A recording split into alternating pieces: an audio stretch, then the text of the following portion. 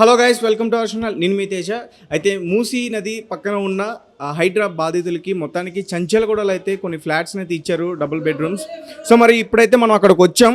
అక్కడ పరిస్థితి ఎలా ఉంది, ఏంటి, అసలు బెడ్రూమ్స్ అన్నీ కూడా కరెక్ట్గా ఉన్నాయా, వీళ్ళు డాక్యుమెంట్స్ అన్నీ కూడా కరెక్ట్గా ఇచ్చారా, ఇవన్నీ కూడా పూర్తిగా తెలుసుకునే ప్రయత్నం చేద్దాం. అలాగైతే ముందుగా అయితే ప్రజెంట్ మనం 5th ఫ్లోర్లో ఉన్నాం. సో 5th ఫ్లోర్కి ఇప్పుడు లిఫ్ట్ ఉంది. సో లిఫ్ట్కి అయితే బటన్స్ లేవు. సో అంటే మరి కింద నుంచి పైకి రావాలంటే చాలా కష్టం. అలాగే లిఫ్ట్లో లగేజ్ని కూడా అలౌ చేయట్లేదంట. కింద లిఫ్ట్ పవర్ ఆపేశారు. సో లగేజ్ మేము ఎలా తెచ్చుకోవాలి పైకి? చాలా లగేజ్ ఉంటుంది, బెడ్స్ ఉంటాయి, ఫ్రిడ్జ్ ఉంటాయి, వాషింగ్ మిషన్ ఉన్నాయి, చాలా ఉన్నాయి.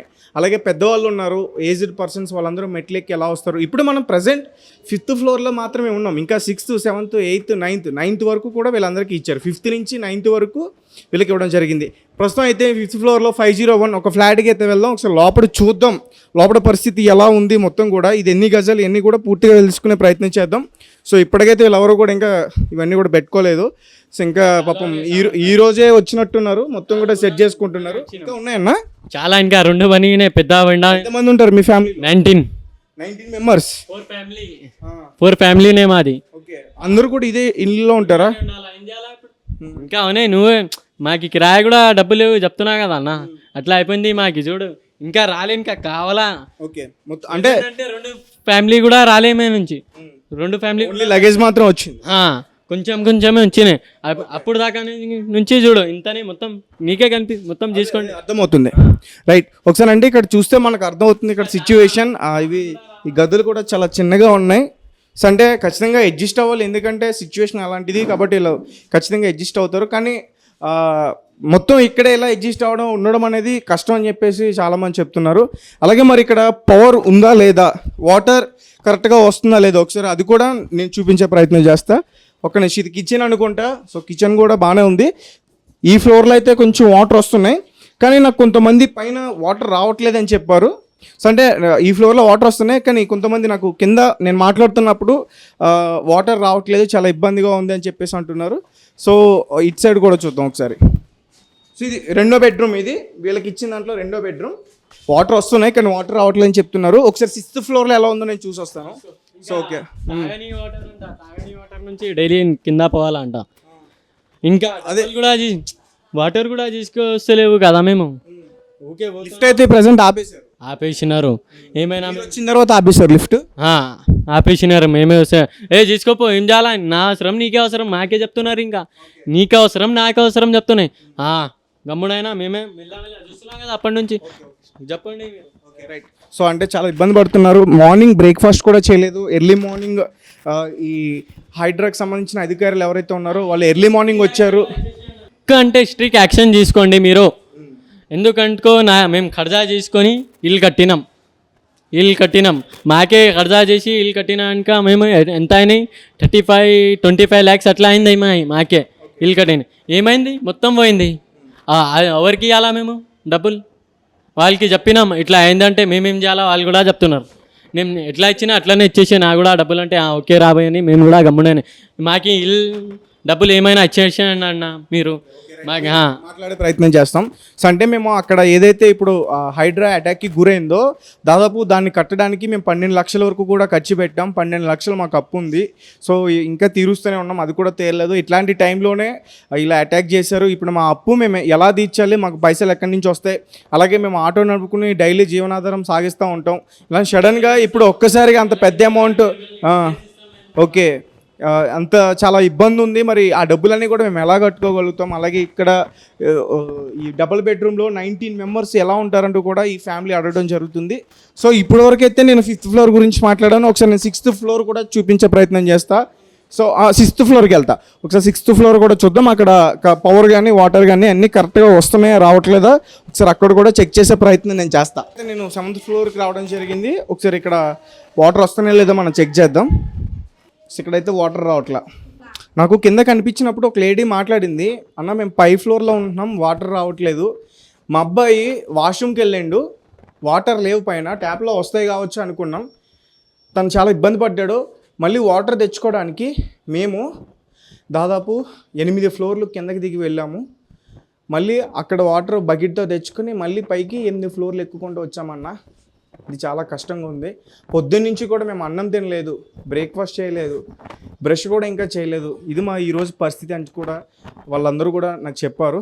సో అయితే 5th ఫ్లోర్ వరకు కూడా వాటర్ వస్తున్నాయి. అంటే వీళ్ళకి ఇవ్వడం కూడా 6th నుంచి 9th ఫ్లోర్ వరకు కూడా ఇచ్చారు. మరి 6th నుంచి 9th ఫ్లోర్ వరకు ఇచ్చినప్పుడు ఆ వాటర్ ఎందుకు రావట్లా?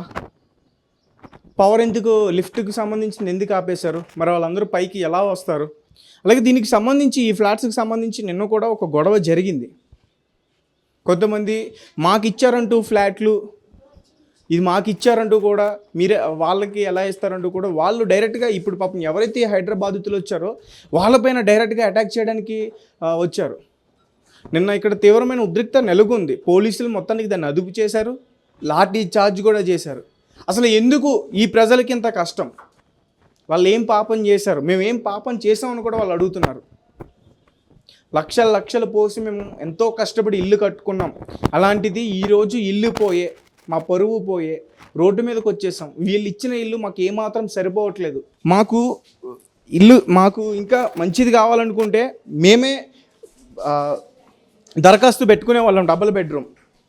సో పాపం వాళ్ళందరూ కూడా కింద నుంచి మోసుకుని పైకి తెచ్చుకున్నారు. ఏ టైంలో వాటర్ ఆగిపోతే తెలియక. ఇది ఇక్కడ పరిస్థితి. ఎక్కడ కూడా వాటర్ రావట్లా, ఒక చుక్క వాటర్ కూడా రావట్లే. 6th ఫ్లోర్ నుంచి 9th ఫ్లోర్ వరకు అండి నేను చెప్పేది. 5th ఫ్లోర్ వరకు వస్తున్నాయి. 5th ఫ్లోర్ వరకు ఆల్రెడీ వాళ్ళు ఎప్పటి నుంచో ఉంటున్నారు, వాళ్ళకి ఎప్పుడో ఇచ్చారు. నేను చెప్తుంది 6th ఫ్లోర్ నుంచి 9th ఫ్లోర్ వరకు. మరి వీళ్ళు ఈరోజు నిన్నటి నుంచి వస్తున్నారు, అప్పటి నుంచి వాళ్ళకి వాటర్ సప్లై ఇవ్వాలి కదా. సడన్గా వెళ్ళాలంటే వాళ్ళు ఎక్కడికి వెళ్తారు?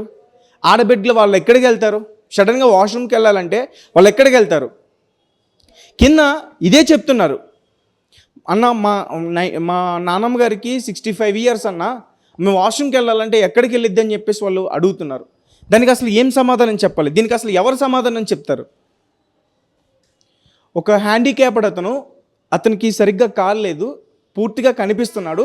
అతను పైకి ఎలా వస్తాడు? అసలు ఆ స్టెప్స్ మీద ఎక్కి అసలు ఎలా రాగలుగుతాడు? 7వ ఫ్లోర్, అసలు 5వ ఫ్లోర్ వరకు అంటేనే కష్టం అండి, ఎక్కలేం. అలాంటిది 8, 7 ఫ్లోర్లు ఎక్కాలంటే అసలు ఎలా? కనీసం వాళ్ళ కోసమైనా ఒక్కరోజు లిఫ్ట్ ఉంటే ఏమయ్యేది? అసలు ఇక్కడ లిఫ్ట్ ఎందుకు ఆపేశారు? అధికారులు ఎందుకు పట్టించుకోవట్లేదు? మీరే దగ్గరుండి ఖాళీ చేయించి వాళ్ళని ఇక్కడ తరలించినప్పుడు ఇక్కడ పరిస్థితి ఎలా ఉంది అనేది కూడా అధికారులే తెలుసుకోవాలి కదా. ఖాళీ చేయించడానికే టీమ్స్ ఉంటాయా? ఖాళీ చేయించడానికి మాత్రం అధికారులు వస్తారా? మరి ఇక్కడ పూర్తి నిర్లక్ష్యం కనిపిస్తుంది. ఆ చిన్న పిల్లలు పొద్దున్న నుంచి పాలు లేవు, ఏం లేవు. సడన్గా ఖాళీ చేయాలంటే మరి వాళ్ళకి అన్నీ కూడా అరేంజ్ చేయాలి కదా. ఒక్కసారిగా ఉన్న పలంగా ఇల్లు ఖాళీ చేయాలంటే కష్టం, వాళ్ళ పని కాదు. ఆ ఆటోలో ఆ సామానం అంతా ఎక్కించాలి, దాన్ని తరలించి ఇక్కడికి తీసుకురావాలి. మళ్ళీ వాళ్ళు డైలీ కూలి పనులు చేసుకునే వాళ్ళు ఉంటారు. సడన్గా వచ్చి ఎట్లా ఖాళీ చేపిస్తే మరి వాళ్ళకు కూడా ఇబ్బంది ఉంటుంది కదా, వాళ్ళు పనికి వెళ్ళకుండా డబ్బులు లేకుండా గడవడానికి. నాకు ఆమె చెప్తుంది, ఒక ఆడమే, ఇంకా అన్నం తినలేదన్నా మేము, ఇప్పుడు వెళ్ళారు మా వాళ్ళు తీసుకురావడానికి, నీరసం వస్తుందంటే ఇంకా కింద చాలా సామానం ఉన్నది, అసలు ఎలా తీసుకురావాలో అర్థం కావట్లేదు. పోనీ ఎవరికైనా డబ్బులు ఇచ్చి పైకి తెప్పించుకుందామన్నా మా దగ్గర డబ్బులు లేవని కూడా చెప్తున్నారు. సో ఇది ఇక్కడ ఫ్లాట్స్లో ఉన్న పరిస్థితి. అంటే చిన్నవి పెద్దవి అని కొంతమంది మాట్లాడుతున్నారు. సో అంటే ప్రస్తుతానికి ఉన్న సిచ్యువేషన్కి ఏదో ఒకటి ఇచ్చారని కూడా వాళ్ళు కూడా తెలుసుకోవాలి. ఎందుకంటే ప్రతిదానికి అధికారుల మీదకి నెట్టేయడం కరెక్ట్ కాదు. సో ఉన్న సిచ్యువేషన్లో ఇచ్చారు కాబట్టి మనం అడ్జస్ట్ అవ్వాలి. కాకపోతే మొత్తానికి అడ్జస్ట్ అవ్వడం అనేది కష్టమే, ఆ వేలో కూడా ఆలోచించాలి. కింద ఒక పెద్ద అంటుంది, మేము పడుకున్నాం ఇంకా లేవలేదు, సడన్గా వచ్చి మాకు డోర్లు కొట్టేసి ఖాళీ చేయండి 5 నిమిషాల్లో ఖాళీ చేయండి అంటూ కూడా మమ్మల్ని భయపెట్టారు. ఉన్న పలంగా ఖాళీ చేయాలంటే ఎక్కడికి వెళ్ళాలంటూ కూడా ఆమె చాలా ఏడ్చింది. ఒకసారి ఆమెతో నేను మాట్లాడా, ఆ పూర్తి విషయాలన్నీ కూడా మీకు వస్తాయి, అవి కూడా చూడండి ఒకసారి.